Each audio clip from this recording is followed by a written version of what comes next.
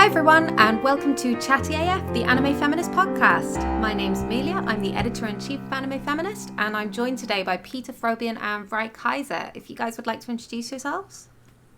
And I'm Peter Phobian. I'm an Associates Features editor at Crunchyroll and a contributor and editor at Anime Feminist.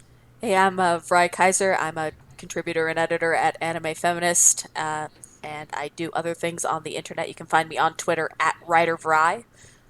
Okay. Yep. I thought you were going to promote your website. Oh, yes. I also have I mean, my website is VryKaiser.com. If you put my name into Google, you will find all the things what I do. And Vry's writing is great, so do look it up. Aw. Okay. No, you're not allowed to disagree with that. So we're here today to talk about Neo Yokio, which came out yesterday. And I feel like I've spent all day watching because I started pretty much as soon as I woke up and was live tweeting. So every few seconds I stopped and I made a tweet and then I'd go back and start watching again. And it took a very, very long time. And so I have spent all day immersed in this world and it's had effects. And we are going to discuss, hopefully, the show from a more feminist perspective than perhaps some other commenters have, and maybe challenge some of the things that are getting a lot of positive discussion, and maybe examine some of the stuff that's getting negative discussion, hopefully end up with something really useful and interesting for you. So, to start off with, just general impressions. Peter, what did you think when you finished watching? Would you have recommended it to somebody? Well, I know there's a couple people who really just kind of like revel in certain types of bad media or memes. Hi there, Vrai. Yeah, me. Who I feel that it's very catered toward, who I might recommend it to just based on their personal taste, but I don't really, I kind of feel bad because I don't know if I came into this, I might have been disinclined to like it before I even started, but my experience with it was just, I didn't really take anything positive out of watching Neo Yokio at all. Oh, wow. Nothing at all? Nothing. Wow. Okay. Vrai, did you feel as strongly? I'm 4 hours closer to death after watching this. Like, it was 2 hours long, though. I know. Nothing positive. Okay. Well, this should be the kind of thing that's my jam, but for many reasons we're going to get into, I'm sure it failed. It failed to be trash, and again, I like trash. Wow, it failed to be trash. That is a damning statement to make. It is not trash, it is about only an anime. Garbage. It has if not only it could have reached been the trash. level. Wow. We'll Okay. lament the fact that it was not I trash. will concede that Big Toblerone is a good and funny meme. It's Toblerone's they pretty forced it pretty hard, but I'm enjoying the Twitter memes about it. I feel like I've been manipulated there because I have spent all day craving a Toblerone, and I don't like it when the man messes with me like that. Yeah, those product placements, I don't think they made any money off of any of those either, but they were like throwing like 8 or 9 out per episode. They make no money from it. I assumed there was some kind of sponsorship in place. Nothing. And yet, in this show about a main character who is obsessed with fashion and we're never allowed to get away from this, he doesn't recognize a Louis Vuitton bag. I could recognize. I was like, oh, of course instantly. it's a Louis Vuitton bag. And then he's like, oh, who made that? I'm like, do you not see? That's like the Louis Vuitton bag print. They also had that comment about Toblerone being luxury chocolate. Yeah. Which I'm assuming it's not in the US either. I think the references were just like part of like the kind of atmosphere of consumerism that they were trying to push. Maybe they did make a lot of money off of like 800 product placements, but I kind of don't feel like they did. Let's dive into this because that's something that I actually quite enjoyed, and I'm stunned by the way that I may actually turn out to be the most positive person here about Neo Yokio. I thought I was pretty damning about it, but wow, no, nothing compared to you guys. Okay, so I'll be the voice of positivity here. I really enjoyed the cultural mishmash. I really enjoyed that they took this kind of New York high society and they had lots of kind of dropped in Japanese references, and they had like a lot of like multicultural references. They had a lot of racial diversity, which I'll talk a bit more about later. I really enjoyed that, and I really appreciated moments of that felt kind of more similar to experiences I had at university, for example, which was a very multicultural environment, and it was full of people who had cultural references from all over the place, and they did become a bit of a mishmash, and it felt really fun spending time in that world. However, I think we do need to talk about cultural appreciation versus cultural appropriation and talk about where Neo Yokio may have fallen on this line. So I know, Peter, you wanted to talk about this a little bit. Yeah, well, specifically in reference to the one that I just didn't get was just all the Japanese stuff.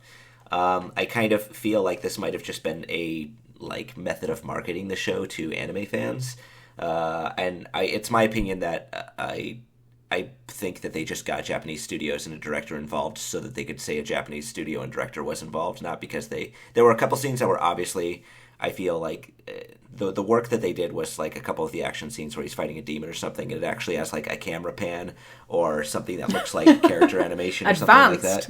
Yeah. The rest of the time it just looked like, any Adult Swim Flash based animation that we're all used to. And then they just placed like Japanese stuff inside the show over and over again in a way that wasn't really significant or important to the story, but just kind of like is like, I don't know, kind of, I don't want to use the word signaling, I hate that word, but kind of indicating that they were like in on the memes or something like that. Like that one guy's wife brings him a snack or something and it's onigiri for some reason. They talk about how his Helena went totally hikikomori. No, and she then, like, self-describes as she's hikikomori now. Okay, I'm hikikomori now, yeah. Like Jesus Christ, Ezra Koenig. Yeah, and I think that one was probably the worst one because it would kind of was like, she made it sound like a lifestyle rather than a huge cultural problem. Mm-hmm. And I felt like it was just completely blind to the actual, and I mean, it kind of sounds like maybe somebody who just watched a bunch of anime like Welcome to the NHK and thought it was kind of just a thing in Japan, which I was not a fan of. And just like, the Japanese faces and stuff, like when he had the caprese martini or whatever, it just, I didn't know why it was there except to just go like, hey, yeah, we also watch anime. Right. Neo Yokio would like you to know that it has seen a thing. It would like you to know that it too saw Akira. It may have seen Eden of the East. I don't want to say that it saw Tiger and Bunny because then I have to be even more angry and offended at it. Yeah. Oh, and all the episode titles were in the Evangelion font. Yeah. Well, they've definitely seen Sailor Moon. A lot of Sailor Moon imagery in and there. They straight up steal the first episode of Sailor Moon with the jewelry store shit. The skull? Yeah, the skull, and which is deeply reminiscent of the possession jewelry from the first episode of Sailor Moon with Naru's mother and all that stuff. Oh, right. I haven't seen Sailor Moon for an extremely long time. Yeah, it's a shame. I really liked Sailor Pellegrino because I felt like she was the only one who actually had any sort of appreciation for like the heart, like working and the benefits of working. Yeah, but then she's a literal demon. Yeah, and then it turns out she was a demon. I was like, okay, well, like I mean that, I don't know, what was her line? I thought it was like maybe one of the only important things that anybody said in the show. It was something about, I don't know, just the importance of hard work. Right, there's no shame in work in That's working. it. That's no shame in making money from work or something like that. And then he's like, I can't really go to the dance with you. And she's like, okay, well, so long as I get in, it's a really important like networking thing for me. And I was like, okay. She doesn't even say that. She's just like, as long as I'm on your arm and I'm your +1 and I get in, that's fine. Yeah. And he's like, I can see how you sold 1 billion records. You're amazing. Uh-huh. Yeah. Oh, when he said, I don't like her work, but I have an admiration for someone who's successful in business or something like that. Oh, yeah, sure. It's great. Like, it's like his admiration just comes from the fact that she has become rich, I guess. Neo Yokio would like you to know that it doesn't matter whether you're old money or new money, as long as you have money. And a lot of it. There was that moment in the last episode, I think, where Jaden's character, Kaz, I keep forgetting his character because I called him Jaden throughout my entire life. Because he's Animu Jaden. He's Animu Jaden. So when he drives through the wrong part of town, he takes the wrong road in the fork, and he ends up with a lot of impoverished people, like saying, get out of here, and jumping on his car and beating it. And you realize kind of how much of a bubble these characters have been in. And how much we as viewers have been kept in that bubble. So they kind of make a nod to the class situation. but they don't actually explore it. And I think that's something that really runs through Neo Yokio, where in the same way looking at the Japanese imagery, but they don't actually show us any Japanese Americans. Oh no, there's Matoko Goldberg, who is the hottest lesbian on Long Island, and she shows up for one scene, I think, to she shows up for one scene to be hot, and then we don't see her again. So the fact that she's Japanese is kind of neither here nor there, really. And we get 2 mentions of Japanese names. There is, I think, Hideki Matsoni and Michael Fujikawa on the Bachelor board. They are numbers 5 and 6. They're not too high. Let's be clear about this. And my big disappointment was that Kathy's boyfriend, we hear that he's a racing driver from Giappone.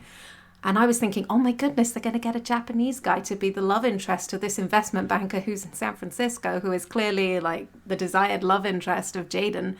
And she seems pretty great when we've met her, and her boyfriend's going to be this Japanese guy, and he's a successful athlete, and he's like 5-time winner or something. And he's Italian. So Giappone is just a joint country between Italy and Japan for some reason.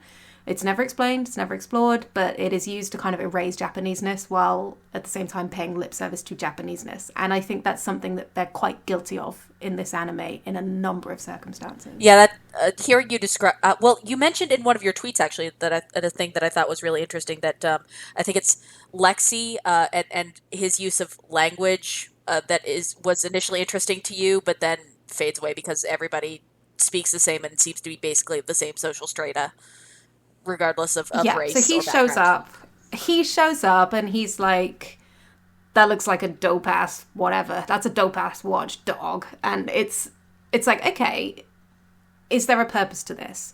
Because presumably, I'm guessing that black people who exist in this high society have to code switch drastically, and they have to erase any signs of what would be perceived as being ghetto black, and I'm doing air quotes. And they have to make sure to erase slang like that in order to fit in. And that's not really acknowledged here. So he has this use of language that I don't think fits in with what we've been led to believe of his background. Now, he has a similarly flippant approach to work as Jaden does. He's clearly been brought up in a privileged way. Like, he starts opening a bar at one point and then shuts it really quickly because he's bored and he wants to go on holiday, right? So this is not somebody who's from a standard background. He is from a rich background. He is not used to working. He is not connected to the real world as he would want his language to imply. But that is never explored at all. So it feels like they've just airlifted in generic black guy friend, and they've not actually adapted that for the circumstances that a black kid in that situation would probably face. Whereas on the other hand, you have Jaden, who is in many ways a really well-rounded character. I don't want to praise him too much because I don't particularly like his character, but he's got this whole kind of gothic thing. He's quite got this existentialist dread. At the same time, he's extremely entitled and spoiled. He hates working. He hates working on himself. That's reflected in the way he uses language. It's so pretentious half the time and then so lazy and almost childish the other half, where he just kind of shouts out profanity because that's the only thing he can think of to express strength of feeling. Like, he's sorry, go ahead. No, I mean, I think he's and I wouldn't know this if my partner weren't a big fan of the show, but I think he's a deliberate Jeeves and Wooster reference because his name is he has an aunt Agatha, and Jeeves and Wooster is about a rich idle idiot fop who just wants to be left alone and is constantly flouting society. But the difference is that Birdie actually does just want to do his own thing, whereas Kaz is like hugely obsessed with his social standing. And also Jeeves and Wooster had Jeeves to call him out on what a stupid, shitty, privileged rich boy he was. And all of the people who work for Jaden are either Kaz, Animu Jaden, are either like happy or at least contentedly resigned to working for this shitbag. Mm-hmm. He only refers to people by their job title. Sales clerk is that dude's name. Yeah. Sales clerk. It's in the subtitles. Bad. We turned on the subtitles. It's sales clerk. One word. Yeah, and we meet his relative, who I don't know what that, like his extended family in the Ranma episode, and he seemed to have like some disdain, especially for his cousin who used water magic. But I remember like his cousin turned out to kind of be a bad guy, I guess, because of the whole like taking his dad's house thing. But he He's a pretty basically bad guy. yeah, but when they're in their first interaction, Jaden was putting him down since he wasn't a demon hunter or something like that, and he could use water magic. And he said, "Hey, I like doing this. I like living on the sticks. And I don't need to live up to your standards." Was basically the summary of the conversation. And then he was just kind of made out to be an idiot and a villain in turn. So it's like every time you get somebody who has any sort of work ethic, they turn out to be the villain.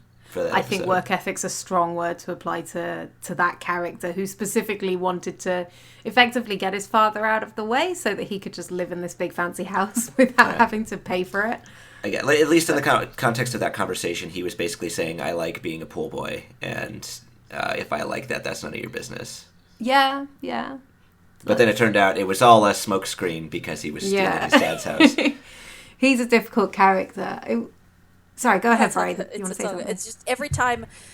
I think the show thinks that it's covered its own ass because there are characters who call Kaz out, but then all of those characters turn out to be, wrong in some way. They are a literal demon, or a self-serving asshole who's actually the villain, or they're a complete and utter straw man who's in love with him, actually, though. Yeah, I felt like it spent a lot of time really taking, like Helena, she had her, I guess, realization that their culture was really bad. But then I think the show spent a lot of time showing that she was also really dumb in various ways. I can't tell if she is Winona Ryder in Reality Bites or if she is a cis-swapped Christian Slater in Heathers, but they're both bad. Yeah, it's like she's just like the classic Hollywood woke person is what she became, rather than like, I don't know. Yeah. It's like somebody who actually realized that there's an issue and is trying to correct it. Because like she's like, I don't like this, but I'm just going to lock myself in my room instead. Well, I mean, there's the plot later on, but they tear her down first. There's even a comment of you're still just a rich girl that Kaz makes, but then they do nothing with that. They're like, well, we mentioned it, so we can just keep going on and doing it now, and that's fine. And I fuck. Yeah. And that is something that actually I really liked about Helena as a character. I like the fact that she was just kind of like this anime, actually. She's kind of paying lip service to stuff without actually doing anything about it. So she becomes hikikomori. She doesn't actually go out and try to do anything. Yeah. And then her eventual answer is quite violent. She destroys the bachelor board, but then she doesn't do anything with that. She doesn't use it to rally people into a movement or actually achieve anything at grassroots level. So it's a very idle, rich way to be a rebel. Woke. Woke, yeah. And I really appreciated showing a character like that in the same way as I appreciated them showing a character like Jaden being awful on screen, or a character like Lexi being awful on screen in the Rambo episode.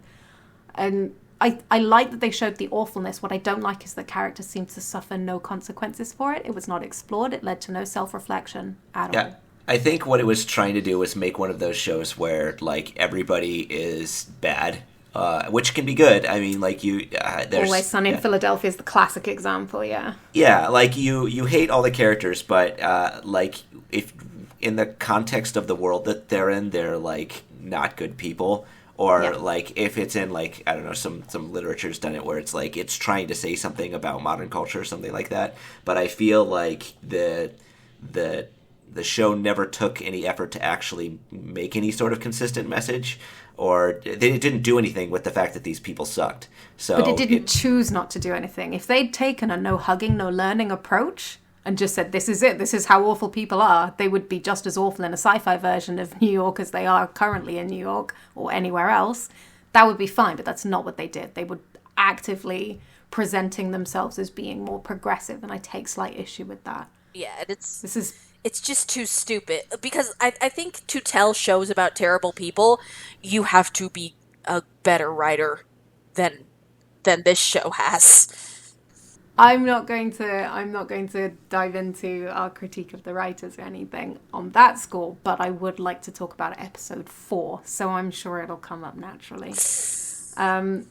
Episode 4. Vrai, do you want to kick off on this? Because I'm sure you have a lot of things that you want to address in this Well, one. I was poking around because I also wrote an article about this series, specifically focusing on the transphobia element. Spoilers. And Ezra Koenig mentioned that Ranma One Half was one of his favorite anime, and that was why there's a big long homage to it. And guess what, my dude? There's a reason that people don't do Ranma homages and parodies anymore. Yeah. And I say that Yeah. as somebody for whom, like, as a teenager, Ranma was definitely something I read a lot as kind of a wish fulfillment fantasy, because Ranma's an ungrateful sack of shit who doesn't realize what a great gift he has. Absolutely. And I mean, I love Ranma. I didn't have the same connection to it that you did, obviously, but I really enjoyed it as a problematic fave. And as soon as it showed up and I realized why people have been saying to me, because all day I've been getting people tweeting saying, you just wait till you get to episode 4. I really want to know what you think after episode 4. And I was like, oh no, what happens in episode 4? And then as soon as that happened, I was like, this is why. This is not going to be good. It is so hard to do Rama in a respectful way, because Rama in itself is not a respectful story in many ways. No, it's a series. Rumiko Takahashi has shitty gender essentialism kind of all over her work, and Ranma was not immune to it. And let's talk about Lexi, because Lexi was the biggest frustration for me, almost, because he stands there and he does this lecture about gender is a spectrum, not a binary, and you're a misogynist. And then, and I don't like how you're talking to me, and I don't like how you're treating me, and I don't think you treat women very well. And he does not at any point apply that observation to his own behavior, where he, in a woman's body, but not at all identifying as a woman, basically manipulates the lesbian Matoko Goldberg into kissing him, because it's under false pretenses. He is a man, and he knows full well that in his own form, she would have no interest in him. But he's like, and this is his exact phrase, I want to smash the hottest lesbian on Long Island. Let me make lemonade out of lemons. And it's horrendous. And he doesn't actually join those dots. So he comes across getting all these cookies for being such a woke guy, for giving that speech and throwing Jaden in the pool as he deserved, but then does nothing with it about his own behavior. Yeah, that was like, awful. He knows all the right words and how they apply to him, but he doesn't Yes. care how he uses it. He doesn't actually understand the concepts, just like what he's supposed to say is what I got out of that. And he doesn't even care when Jaden, like, when he turns back into a male body, Jaden is instantly like, I'm really sorry, I didn't treat you right. And that's the end of it. Well, I think it's important to hammer home that that episode is offensive on a more metatextual level than that, because Yep. the idea that trans women are just men who are doing all of this to get at lesbians is turf rhetoric. Oh, my goodness. Yes, absolutely. As well as the idea that this is it spends the entire episode patting itself on the back because it's an episode about how Animu Jaden does not treat women very well, and it's going to learn us a thing about misogyny and consent and respecting your partner. But also, it's going to be an episode that doesn't examine the fact at all that Animu Jaden tells Lexi not to talk because his masculine sounding voice will give away his very good and on point female presentation. And also, he's secretly just a dude looking to bang the lesbian. And also, I hate this so much. And then it has the fucking unmitigated gall to pat itself on the head and say, but gender's a spectrum. Fuck you. You have no idea the complexity and depth of the issue you've stepped into, and the amount of mealy-mouthed, insidious ideology that is used to discriminate and dehumanize trans people. Fuck you, fuck you, fuck you, fuck this episode.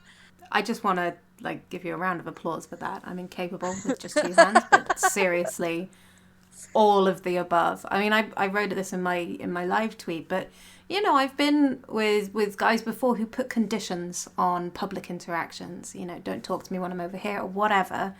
And that, you know, that happens to cis women. Okay. I'm just a wild guess. I'm imagining it happens more to trans women or to non-binary people, a hell of a lot more. And if it's painful enough for me, as a cis woman to have those conditions put on my existence in public with somebody that I'm supposed to have a connection to. I can only imagine how painful it must be when you are not cisgender. And that they touched on that without realizing the significance of what they touched on is, I think, an example of, probably it's an example of lack of diversity behind the scenes. Now, I don't know, of course, I don't know the gender identities of the people involved in this, but it does feel like woke people talking about something that they don't actually identify with. Yeah, if you're going to write that episode, why don't you, like ask somebody who those sort of themes apply to? Like, just, like, literally just say, like, hey, did I just write something really offensive? Could you let me know, please? And we don't know for sure that they didn't. And I don't want to kind of put too much burden on, you know, if one person gives permission, then it's all okay. Like, clearly they just screwed up with this one. And even if there was a transgender person who kind of gave the script a look over and said, yep, fine by me, that doesn't mean that it's okay. That doesn't mean that they kind of did their due diligence. It does feel like this storyline came from somebody who didn't have a personal stake in it. But again, maybe I'm wrong. I don't want to speculate too much on that. And it would still be bad if this were I think if it had just if this show had just idiotically said, I want to do a Ranma homage, and it had no commentary on top of it, it would still be bad. But the fact that it's so self-satisfied and going to teach you a thing makes it so much worse. A thing specifically about rhetoric and ideology as applied to cis women while ignoring trans women altogether. Like, I hate it. I hate it. Because it was really, really bad. Mm-hmm. Do you want to touch on anything more in that episode? I don't think so. I mean, I think that general idea of you thought you were saying a thing, but you're incredibly stupid and patronizing applies to other issues that I have with the show. And the deeper issue of I can't enjoy this as fun, stupidly written camp garbage because it thinks it's people. So what another example you would give would be? The general, because so we've kind of mentioned on and off that the thrust of this episode is dumb rich idiot meets equally dumb, supposedly woke freshman who just read the Communist Manifesto, and then she blows up a billboard in holy shit, Ezra Koenig, you grew up in New York. Let's talk about this. So explain who Ezra Koenig is and his background. Ezra Koenig is the lead singer of Vampire Weekend, and he he created the series and wrote, I believe, most of the scripts. Peter, you had a little more information on his background growing up in New York, to the point that I think this is a little bit autobiographical. Certainly, it seems like his circle of friends was tapped for secondary characters, which, by the way, includes, at the very best, an eye-rolling gay stereotype who everybody is kind of icky on. Oh, but it's because he's a cult, not because they're all fucking... Anyway. Who are you thinking of there? The professor during the episode where Animu Jaden lectures young women on who is or isn't a good role model for them. Mr. Muley, yes. Yeah. That was a little bit painful because I think the first thing he does is he tells Miss Kaz that, like, girl, your trousers are too tight or whatever, and then says, come to my apartment and we'll get high and have a fashion show. And it's like, he's his former teacher, right? This is hugely inappropriate behavior. Oh. And of course it comes from the most overtly gay character in the entire show. That wasn't even, what bothered me more is that later in the episode, Kaz goes to, because, Kaz is investigating this guy because he might be a demon sympathizer, because sometimes this show remembers that it has a plot, but only when it's convenient. And then later, Kaz tells his friends about it, and Lexi is like, man, that guy always just kind of creeped me out, with the clear implication that it's because he's gay, though. Because he's gay. It was not a good character at all, and not a good use of that character at all. I actually spent ages thinking that Lexi and Gottlieb were a couple. That would have been better. I was a little disappointed when Lexi talked about wanting to go to the Hamptons to meet a woman, not to become a woman. God. But that was the moment where I was like, oh, you're straight, or at least bi. Like, oh, okay. Also, I thought you were a couple, but never mind. The fact that Kaz refers to people in the Hamptons as hicks, by the way. Who the fuck is this show for? People are dying because they can't afford healthcare. What is this show? Okay, so my only understanding of the Hamptons comes from Gossip Girl, which I have watched extensively. It is a guilty pleasure.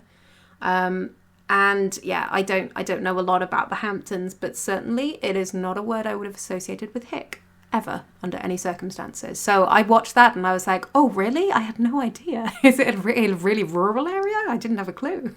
Yeah, I feel like it's supposed to be like a condemnation of like the super wealthy in New York, but it's written from the perspective of someone who's only moderately wealthy in New York. So yeah, they're like, oh, I think the Hamptons is like, I don't know too much about New York. I think it's like upper scale like residential area. So like and they the super wealthy who all have like apartments next to Central Park probably think that they're hicks or something, and Ezra resents that maybe, I don't know, but it just, I don't know, it's like whenever it like talks about how out of touch they are, it does it from like a perspective that's only like one or two rungs down from that. So yes. it seems equally just like the show itself has no perspective, and by portraying characters that just like have a slightly less amount of perspective on what life is like for people who can't just buy a car when they feel like it. Well, and also if it's doing if it's supposed to be a parody of the super wealthy, it's having a hard time doing it while its mouth is full of all of the fashion labels that it's filleting. One thing that I could say about it in a positive sense, I really enjoyed just being in a world that has that much racial diversity on screen. We don't get that a lot. I think it's the first time I've ever seen the specific racial dynamics of my family replicated on screen. When Jaden went to tea with his aunt and she was white, I was like, I have never seen this. I have white aunts. I am not white myself. And it's just something you don't see. So it's like, we don't know if Jaden is mixed race or adopted, actually. We can assume mixed race because the demon thing seems to be hereditary. But they don't put enough time into the world building for us to really understand how that works. However, the entirety of his family who we meet is then white, which was a little bit uncomfortable. There's not a single black relative you want to introduce us to this black kid? Okay. Not one. It is kind of disappointing that they invent an entire backstory about an oppressed class of people and then have nothing to say about actual racism. Well, I think the parallel for this is Yuri on Ice, which has come under, decent critique for where people have said, it's set in Russia and you have this couple, or part of it is set in Russia, sorry, and you have this couple who are behaving in the way a queer couple would behave in public, and they're not stopped at all, even though being gay is illegal there, and it's clearly built to be a world where homophobia is just not an issue. Oh yeah, I think that's great. I just think that with Neo Yokio, maybe I am wrong, but it struck me as a little different because it has that aspirational element like Yuri on Ice does, but then it also wanted to have a thing so that the shitty blonde Draco Malfoy could use an imaginary slur against Kaz early on when we're establishing that he's an asshole. What does he say? He spends a lot of time calling him a rat catcher and how all of the exorcists are neo-riche because of the magic use. Yeah, it's a weird invented prejudice that the show wants to use for character things, but then it also wants to be aspirational, and that's great. But why is it trying to be both? I mean, I guess, but there's power just to seeing lots of brown people on screen. I shouldn't. Yeah. I really appreciated that aspect of it. So and it wasn't handled perfectly. Like I said, the fact that we don't meet any of his brown relatives is a bit of a problem. The fact that we don't, none of his friends are black women. He's surrounded by white women. That's a bit odd. I think the one black woman who we see is on the stage at the burlesque performance that Arcangelo takes them to. Which I quite enjoyed, by the way. It felt like a bit of a nod to Chuck Bass from Gossip Girl, who ends up taking people to these alternative nightlife venues, because he likes to be the guy who can take you somewhere you've never been before, and that's just another way for him to kind of use his status or come across as impressive. And that definitely fit kind of the Arcangelo view, whereas it felt like Jaden's character would be more interested in going to places where he could be seen to be going. But yeah, that the burlesque performance is the only place where we see a black woman, and she, I think anyway, and she calls out Jaden as Kaz, as being a magistocrat, and she kind of gets everyone to look at him because she says, you know, it's a really rare and special thing that we have a demon chaser in the house. But you don't get any sense until then of how rare and special it is, because you are just in that bubble where he always is. And so you really, there's this kind of alienation almost between those kids and the perspective they want you to have as viewers, where you understand that he's special, you understand his family background, but they don't actually spend any time kind of looking at that at all. So just another example, I guess, of them touching on something and they're not really exploring it. Yeah, it seems to the writing seems to assume that with the supposedly satirical or parodic elements, that you will just understand that obviously you as a regular person know that these things are ridiculous, but this is a fantasy alternate New York. We don't know what normal looks like here. We have no baseline for what it is he looks like compared to the underclasses and the oppressed. Yeah, it would be, I wish I could go back now and look at the scene where he goes down the wrong road in his race car and see if those people are mostly people of colour. Because when he goes to the Hamptons, most of the people there are white when he goes to the Hamptons party. Well, you mean where he went into, it's Kowloon Walled City is what it is. But yeah, the race was supposed to go through there. Do you just mean where he went down, he got dead-ended there, but they were specifically they racing. Wasn't supposed to go down? And he gets they were specifically racing in that city. Bats. Yeah, but they were specifically racing within, it's Kowloon Walled City. I don't know why they decided to reference that, but they specifically drove through it because they didn't care about the well-being of the poor people in that city. Yes. Yeah. And they make that very explicit in a line where they say Neo Yokio doesn't care about the denizens of its slums or something. Yeah. Thank you, Neo Yokio. Yeah, thanks for making that clear. I mean, we could not have picked up on that otherwise. But there's, the classism in it is odd. It's like you say, it's part of the world building without actually being a theme. Kaz owns a human being. Kaz does own a human being. Oh, that was so weird. Yeah. And Charles. then when he finds out that his mecha butler is actually a human being, he's like, I wish you could just get back in there to stop talking. I don't want to see you. And then as soon as Sadie, who has her own identity, gets back in Charlie, he just forgets she existed. And that's it. He continues to refer to Charlie as Charlie, which is fine. Charlie? Charles. Wow, I got really informal. So he continues to call him Charles, and it doesn't seem to affect him at all. Now he knows there's a human in there. He quite happily live in blissful ignorance, which is, is at least consistent with his character. Is he paying her all the wages he didn't pay her after he bought this mecha robot at a used robot sale? We have no idea. And now she's come out, and she seems to be quite comfortable continuing to come out now that she's broken that seal. She doesn't seem to resent him in any way other than occasionally giving him good old-fashioned grandmotherly guff. Yeah, it's a very odd beat, and I didn't really understand it, because the point of her coming out then, this is the end of episode 4. So the point of her coming out then would be to tell him, you treat everyone badly. You treat the people around you that you see as less than badly. It is not just your friends being unreasonable. You are not in the right here. And she kind of briefly says something and then moves on. She specifically talks about how he was inconsiderate and now the robot will be hard to fix because they will have to drag it across town. And now we have to drag this hunk of junk back to town. Exactly. It's not... You realize that you're being a terrible person. It's not that. It's, we're inconvenienced now, which is something that Jaden already understands because he's constantly complaining about being inconvenienced.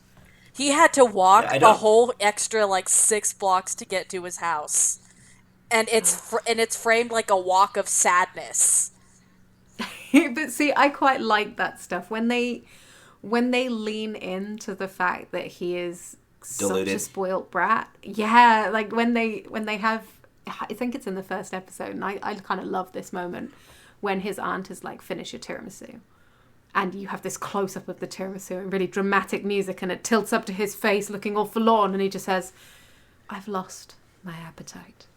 And that's like, great, do more of that. And they had this running joke in the second episode, which was my favourite, by the way. I think the second episode is where it peaks. I would just stop watching after that. Where they talk about his midnight blue suit and how he's like, fashion is a light in this cruel world or something, and those words kind of come back to haunt him. And there's moments like that where they kind of lean into him being a spoiled brat and say, yeah, he's spoiled, let's laugh at that, which I think goes back to what you were saying, Peter, about how there is some fun in just having awful people on screen being awful to each other. Yeah. As long as you don't act like anyone's going to get anything more out of it than that.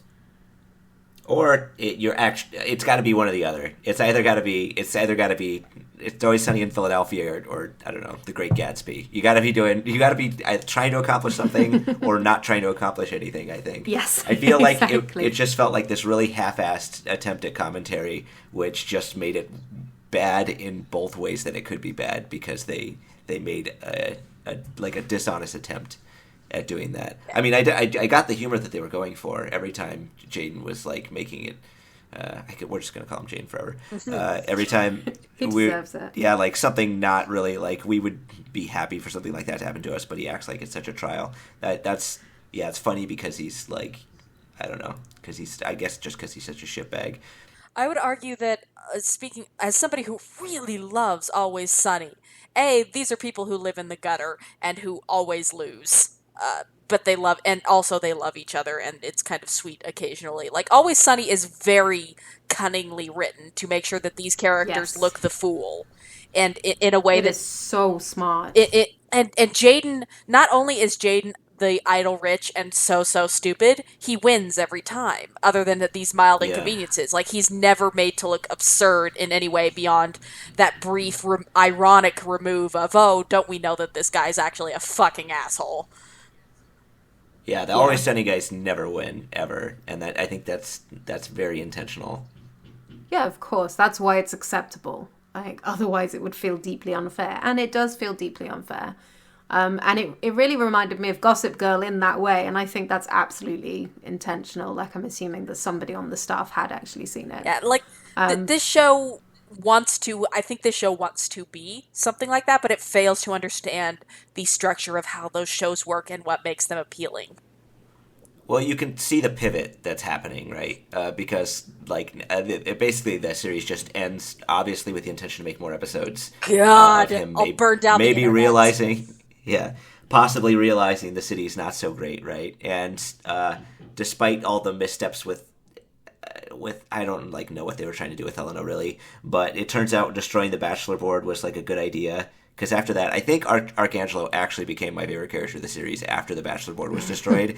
He didn't have this very competitive masculine, because I mean the whole thing was just like mate competition, right? It was the whole thing kind of, maybe that was part of the series I actually didn't hate so much. Was I don't know, it was this I don't know, this beacon of toxic masculinity. And I could totally understand why Helena wanted it gone. But after that, Arcangelo didn't feel this very apparent, always in the back of his mind, sense of competitiveness for getting girlfriends with Kaz, and he just decided, he's hey, why aren't we friends? And then after that, he kind of becomes a cool guy who leads them around town and stuff like that. I mean, he's really dumb still, but it's God, I don't know how I felt about that. I felt like Arcangelo actually became kind of a decent character, better than Kaz at that point, actually. Yeah, I like the blonde shitbag. Yeah. Yeah, I liked him a lot. It helped that his voice actor was Jason Schwartzman, and I think nobody does shitbag better than Jason Schwartzman. He is so smug, he is so smarmy, and it comes across really well, but he's also a comic actor. So as soon as Arcangelo was required to soften a bit and be funnier, that was done. That was easy. Whereas Jaden Smith, I don't know what name he goes by, but he doesn't have that skill. And the moments when he was funny, I think, were entirely unintentional.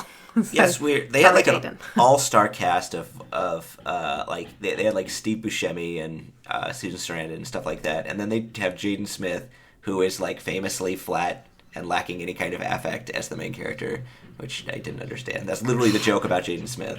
So the problem I have potentially with Jaden Smith's casting is that he is one of the few very famous black boys, and he is one of the few very famous black boys who is known for pushing gender boundaries. And there is a cynical part of me that wonders, was he brought on to give them a bit of a pass in this area? Like, well, we didn't screw up episode 4. Look, we had Jaden Smith on board. Come on. No, actually, casting Jaden is completely at least my experience of Jaden's public persona is completely in line with how they did episode 4, because he too is very interested in patting himself on the back about how he understands these gender things as they apply to him. A predominantly cis dude.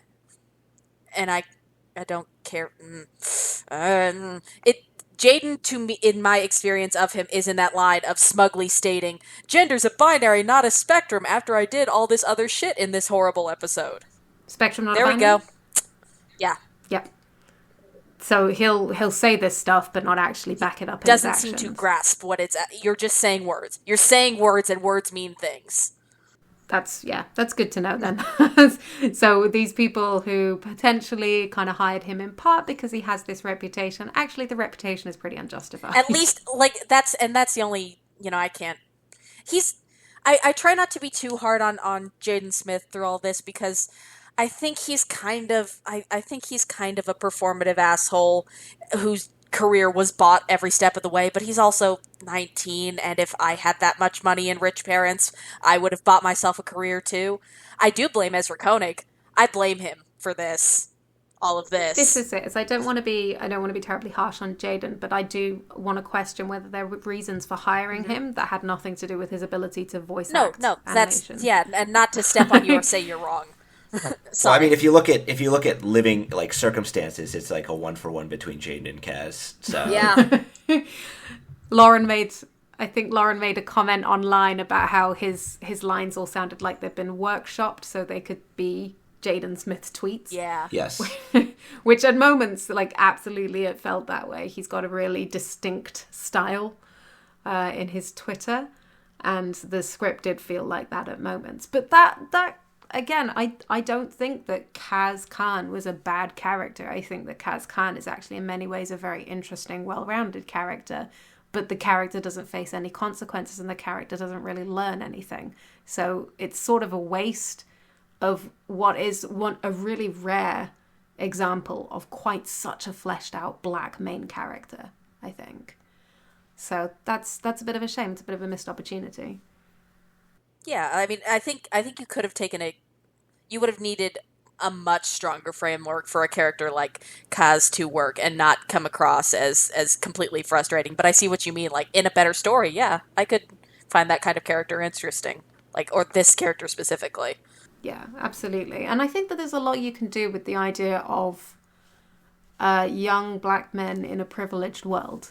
But that, again, doesn't seem to be something that they're interested in because they wanted to create a world that was already racially diverse, which is kind of great in its own right. But again, it was a very specific type of racial diversity. So it was awesome to see so many brown people on screen. How many of those brown people were South Asian? Not so sure. How many of them were East Asian? Not so sure. How many were South American? No idea. So it was very black versus white. And, well, not versus, it was black and white. And, look at us, living the Martin Luther King dream. But that's not necessarily diversity. That, again, it feels like kind of tick boxing. So, but I did enjoy living in a world that was, like, had a lot of brown people in it for a while because, I watch anime and I just don't see that a lot. And it is meaningful. You do experience that impact when it affects you, and I appreciated that. So that was a world that I enjoyed hanging out in for a while. And I did enjoy also hanging out in that kind of privileged society for a while, for the same reasons as I watched Gossip Girl. Although I actually stopped watching Gossip Girl when I started myself considering buying designer things. I was like, no, this is not how I want my mind to be warped by television. So I think it can be a fun thing to have in small doses. Yeah, I don't know. I kind of can't believe I'm saying this, but maybe there is something he's trying to say that'll be kind of like revealed later on, because there was some definite like, I don't know, like the whole walled city thing where it like you never saw like what it was like to not be rich. All the people, like the pretty much the lowest like rungs of society that you ever encounter in the show are people in like customer service positions who are like well dressed and very accommodating, but you don't really see what those people's lives are like when they get home. And then like just at the end you get this glimpse of like the walled city, and like I guess Kaz kind of has his like, oh, maybe things aren't so great. And I don't know if this is like the pivoting point where he's supposed to like, it's like the bottom falls out, and maybe I might be giving Ezra way too much credit, but he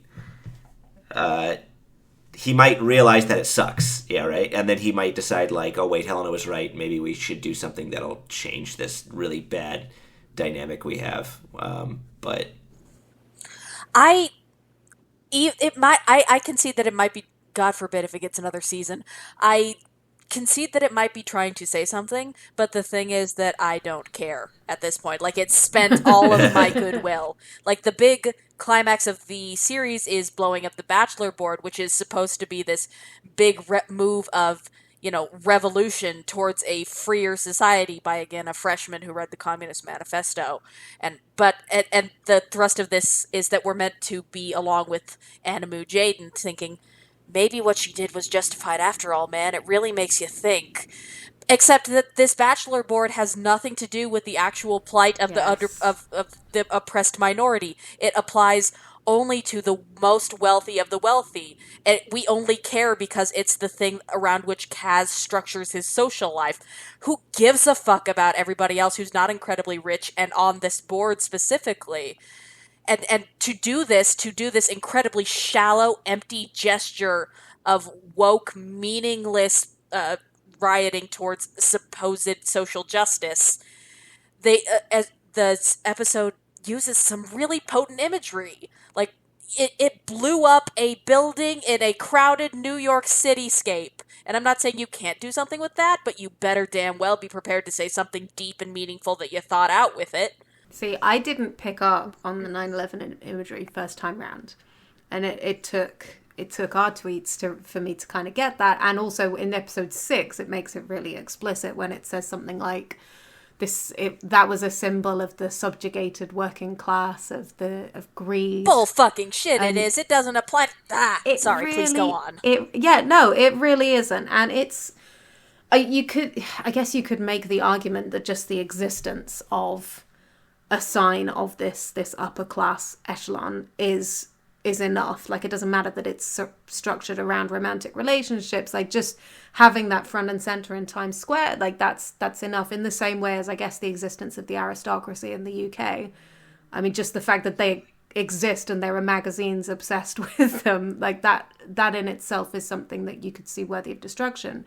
However, for me, the Bachelor board was far more about how misogynistic this society is and about the heteronormativity of this society. And so I assumed that whoever blew it up had more kind of feminist reasons for doing so. And obviously that's my lens coming into play. But the idea of it being about class did not even occur to me. So I think that was a bit of a miss. I think they could have picked something else. They could have made that board into something else, except that it's relevant for the rest of the story. This is the only point where they just use it because it's convenient. They could have had her go after Wall Street, for God's sake. And that would have been meaningful. Or they could have had...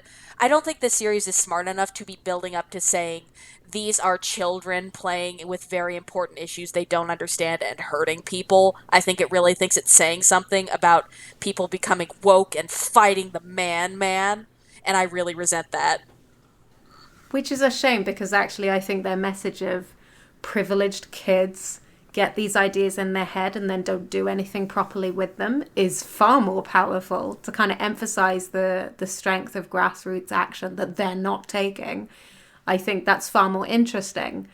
But that doesn't seem to be where they're going, because Helena got that criticism in, episode 3? And then it goes nowhere. So, yeah. But at the same time, I want to really acknowledge Peter's point, because I think if this is an origin story, then that actually reframes it to something that I would be interested to see more of. I mean, it would have to continue down the same path, right? I don't know. It's either she like blew up. I don't know. Like the only allegory I could think of was like, she ruins Marie Antoinette's haircut or something, and then everybody's talking about like what a revolutionary they are, but like the people of France still can't eat bread.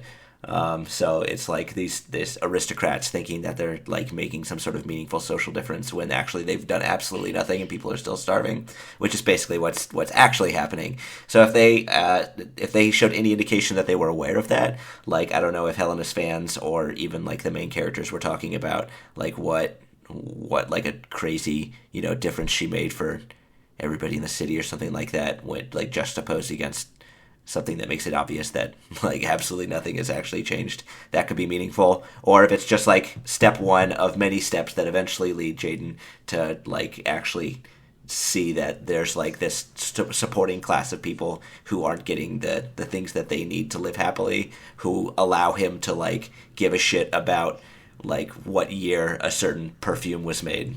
Oh my goodness, that whole scene at the grave infuriated me. He was so rude. And then it didn't do anything. You kind of got the sense that the old man was getting more and more irritated with this strange kid telling him that his wife's favourite perfume wasn't good enough and wasn't going to make her happy. And then they did nothing, and he just gets away with it. And then we meet up with the old man later when they kick him out of the bar, and he still doesn't get annoyed. Well, the whole point of that scene was the perfume was an allegory for like Babylon 5 versus Star Trek, I think. That literally everything he said, he was talking about science fiction. It wasn't about perfume.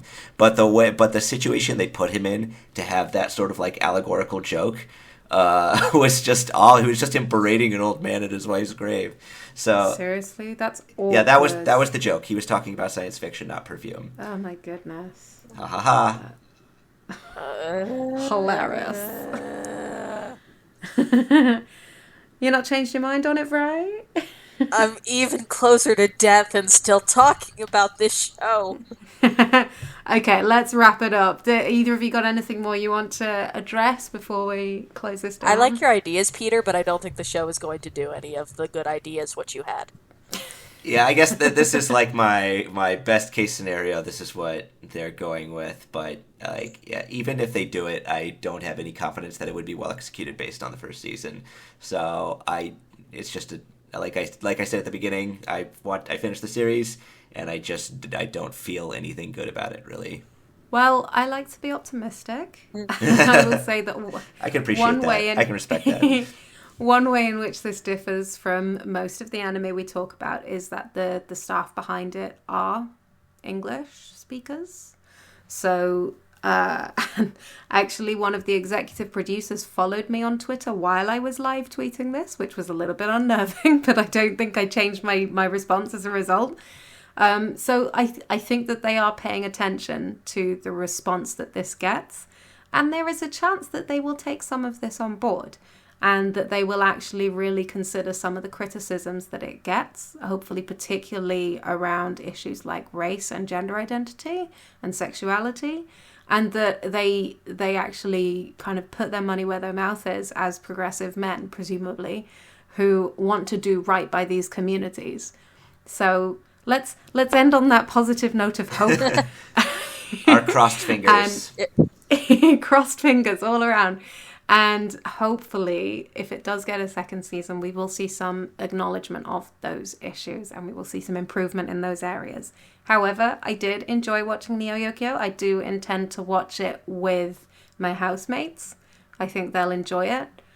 And it on that level, it is an anime that I can share with people who don't normally watch anime, because it doesn't have a lot of the fan service type stuff, or like so many anime in jokes that can sometimes make anime completely impenetrable to people outside the community. So that's also a good thing, I guess. Yes. Yeah, good. Okay, let's wrap this up. You can find us on www.animefeminist.com. You can find us on Twitter at animefeminist. You can find us on Facebook at facebook.com/animefem. And you can find us on Tumblr, animefeminist.tumblr.com. We also have a Patreon, patreon.com/animefeminist, where we're over $1,000 in income, but we do need more to be fully self-sustaining. So if you can spare $1 a month, I promise you that adds up so far, that's so quickly. And if you give $5 a month, then you get access to our Anifem only Discord, invite only Discord, where you can discuss things like Neo Yokio extensively with other like-minded fans without having to go over the same feminist 101 discussions. It's great. You should definitely give us $5 a month. But if you can only stretch to $1 a month, that would be so meaningful to us. So if you can do that, please go to patreon.com/animefeminist and send us what you can so we can continue our work. So thank you so much to Peter and Vrai for joining me today. We look forward to catching up with you next time Neo Yokio has a season out. I look forward to being on a podcast where I get to be positive about a show again.